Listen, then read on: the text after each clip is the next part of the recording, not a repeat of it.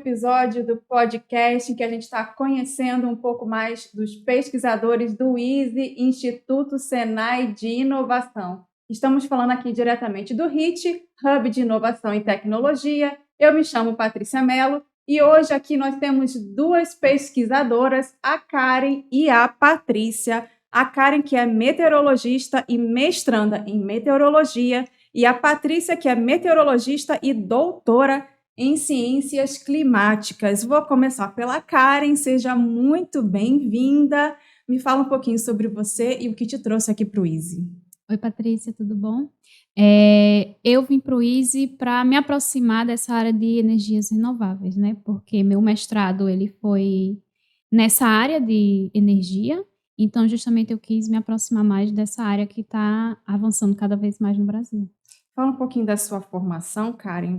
Você é meteorologista e mestranda em meteorologia. Isso, eu sou meteorologista pela Universidade Federal do Rio Grande do Norte e meu mestrado está em andamento na Universidade Federal de Campina Grande, voltado para a análise estatística da velocidade do vento aplicado à energia eólica. Já está dentro da área, né? E Patrícia, que é meteorologista e doutora em ciências climáticas, e eu já vi no seu currículo que você já está super dentro dessa área de energias renováveis, que você, no mestrado e no doutorado, trabalhou com modelagem numérica aplicada à energia eólica offshore. Então, desde lá do começo, você já está atual. Exatamente. Muito obrigada pelo convite. E sim, eu fiz mestrado com energia eólica e o meu doutorado também foi na área de energia eólica offshore. Fala um pouquinho assim o que te trouxe aqui para o ISE. Eu sempre quis trabalhar com pesquisa e quando eu saí do doutorado, o meu foco era entrar com pesquisa aqui no ISE. Então, quando surgiu a possibilidade, eu logo me inscrevi para ver se conseguia realizar. Vamos começar bem do comecinho, né? Como sempre. O que seria modelagem de CO2? Bom, a modelagem basicamente consiste em a gente medir, né, através da simulação, a concentração de CO2 na atmosfera. Então, essa é basicamente o que a gente faz na parte da modelagem. E qual é essa relação com os combustíveis sustentáveis? Bom, porque através do CO2 a gente vai conseguir ter um produto, que vai ser o produto central, para a produção desse combustível sustentável. Então, através da captura do CO2 é que vocês conseguem fazer a produção do combustível sustentável. Exatamente. E tem aparecido muito na mídia a questão do SAF, né? O combustível para aviação. O que vocês podem falar um pouquinho sobre o tema de vocês e o que a gente tem visto nos jornais? Bom, o foco, né, do combustível sustentável é basicamente reduzir essa emissão de CO2, que é justamente a descarbonização. Então, a gente tem atualmente os combustíveis fósseis, que é usado na aviação, e o objetivo principal é substituir gradualmente, né, esse combustível fóssil pelo combustível sustentável, produzido através da captura e armazenamento de CO2. E por que vocês decidiram, né, não vocês de uma forma específica, mas por que o combustível de aviação inicialmente? Por que não a gasolina ou o diesel? Por que o foco foi o combustível de aviação? No nosso caso, foi um contrato de um cliente de fora, um cliente de Portugal, que pediu essa pesquisa em combustível de aviação, onde seria a melhor produção de combustível para aviação. E no quesito emissão de CO2, qual seria o peso da aviação em comparação com os carros, por exemplo? Porque na aviação a gente tem uma maior escala, uma maior movimentação, né? Então, acho que seria mais significante aplicar ao combustível de aviação, mas não impede de, no futuro, a gente aplicar a gasolina, a um carro comum no dia a dia. Então, não é algo específico, pode ser depois. Futuramente, eu acho que é muito importante a gente implementar esse combustível sustentável nos carros. No dia a dia. E pegando um pouco, né, o que a gente já debateu aqui em relação aos impactos, né, das mudanças climáticas, qual é a importância desse trabalho que vocês estão fazendo para as mudanças climáticas? Até porque, recentemente, o que a gente tem visto muito, né?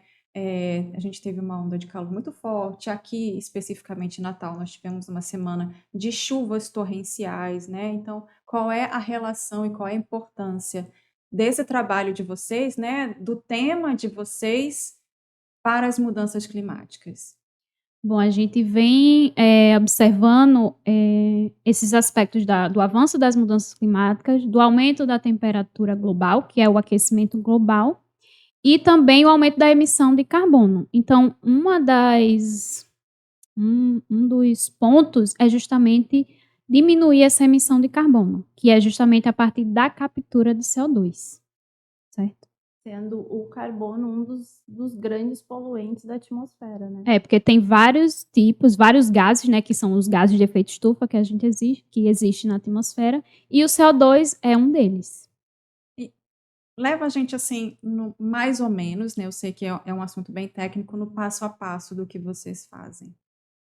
Bom, a nossa parte inicialmente consiste na modelagem, né, de CO2, simular esse CO2, para saber em qual região, vamos levar a nível de Brasil, em qual região do Brasil, qual estado do Brasil temos maiores concentrações de CO2, porque a partir daí nós vamos fazer um estudo locacional para saber se essa região está apta a receber essa planta de captura de CO2 para então produzir o combustível sustentável.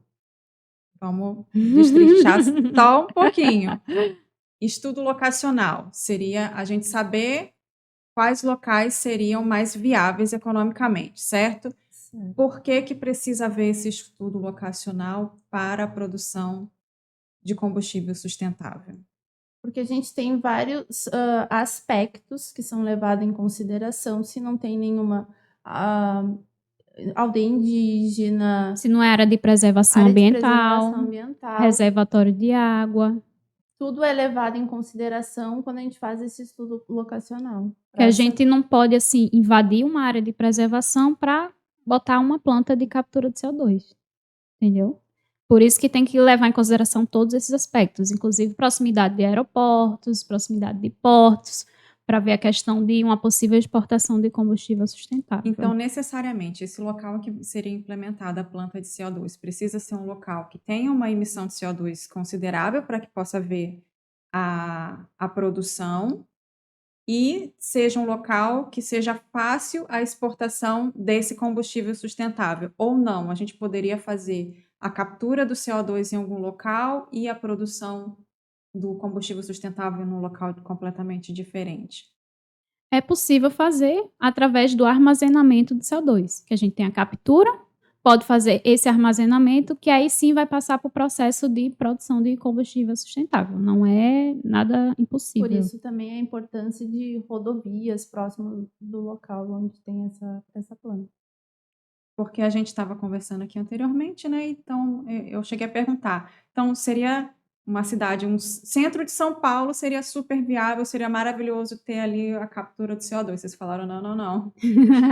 Por quê? Não necessariamente. Porque tem a questão do custo. A gente sabe que São Paulo tem um custo mais elevado. A gente tem que ver o custo final desse produto, que no caso é o combustível sustentável. Então, não necessariamente São Paulo seria um bom local. Isso entra na análise de vocês, nos dados que vocês fazem, nos levantamentos, não só a emissão, mas também esse estudo do custo para saber a viabilidade da Isso. produção do A combustível sustentável. nossa parte de modelagem é apenas uma parte. A gente chama de camadas. Uhum. Tem várias camadas que vão constituir o resultado desse estudo, né? Que é a parte econômica, a parte de modelagem de CO2, se tem consumidores perto desse local. Então, é levado em consideração todas essas camadas. É por isso que tem tanto meteorologista nesta instituição, neste momento. A gente achando que era só porque está tendo mudança climática, estamos em aquecimento global, e aí então aqui lotou de meteorologista, mas não, o negócio é bem mais profundo, né? É. E além do combustível sustentável, isso pode ser aplicado para alguma outra área? Em outra área que pode ser aplicada é a questão da poluição do ar, né? Medir os níveis de concentração de CO2, porque o CO2, como ele é um gás de efeito estufa, e em altas concentrações ele pode fazer mal ao sistema respiratório, como foi o caso mês passado, mês retrasado, em Manaus. Não sei se você acompanhou a questão das queimadas lá, que o ar ficou muito poluído, ficou uma nuvem de fumaça e isso prejudica o sistema respiratório. Então, a medição dessa concentração de CO2 é muito importante para esse quesito da saúde humana. Isso daria um pouco de previsibilidade, por exemplo, nessa época de seca, que a gente tem um aumento de queimadas, né? Porque é seca em algumas regiões. Isso daria alguma previsibilidade do que pode acontecer, de alertas? Eu acho que um estudo a longo prazo, com certeza a gente conseguiria ter esse tipo de dado. Também é uma possibilidade. Juntamente com o CO2, a emissão de captura de CO2. Então, pode ser trabalhado junto com a captura de CO2, a biomassa para então produzir o combustível sustentável. Pode ser trabalhado em conjunto. E qual o peso que vocês veem essa parte de combustível sustentável para o futuro? Está tendo muito investimento? Vocês têm percebido isso? Eu acho que, como tu citou no início, a gente tem visto que tenha bastante reportagem sobre isso ultimamente. O Easy tem uma planta de produção de combustível sustentável a partir de glicerina. E eu acho que os estudos está sendo muito investido nessa área. Tem muita pesquisa nessa área sobre isso. E eu acho que no futuro a gente vai conseguir, talvez num futuro muito distante, substituir totalmente, né? Totalmente o combustível que a gente tem hoje por um combustível sustentável. Puxando um pouco para a parte de energias renováveis, já que vocês são da área, vocês acham que essas duas áreas se complementam, vão se complementar no futuro?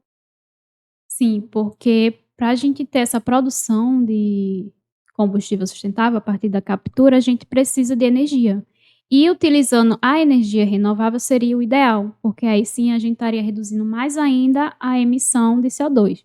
Não que a energia renovável não emita CO2, mas a nível, comparando com outros meios de produção, é muito menor. Quer complementar alguma coisa, Patrícia? Não, eu acho que é isso mesmo. Você ficou com carinha de que você queria falar. Eu acho que é isso mesmo, tá perfeito a colocação da cara. Porque justamente eu pergunto porque como você ficou nessa área de energia eólica offshore, né? E todo mundo aqui é muito voltado para a parte de renováveis, não tem quem aqui não mexa ou não fale sobre o assunto, né? Então... Não, acho que a colocação dela foi perfeita. Não que a energia renovável seja 100% pura ou sem emissão de algum poluente, mas é bem menos do que qualquer outro. Então, acho que com certeza está tudo ligado. E isso é um dos fatores levado em consideração dentro daquele estudo locacional. Se tal estado, tal região, ela já está avançando nesse quesito da energia solar, da energia eólica, para ser implementado nessa produção de combustível sustentável. E para encerrar, fechar com chave de ouro e deixar um gostinho de quero mais para o webinar de vocês, quais seriam os desafios e as oportunidades nessa parte de modelagem de CO2? Bom, essa parte de modelagem é algo inovador. Tem poucos estudos a nível Brasil, né? Tem mais fora do Brasil.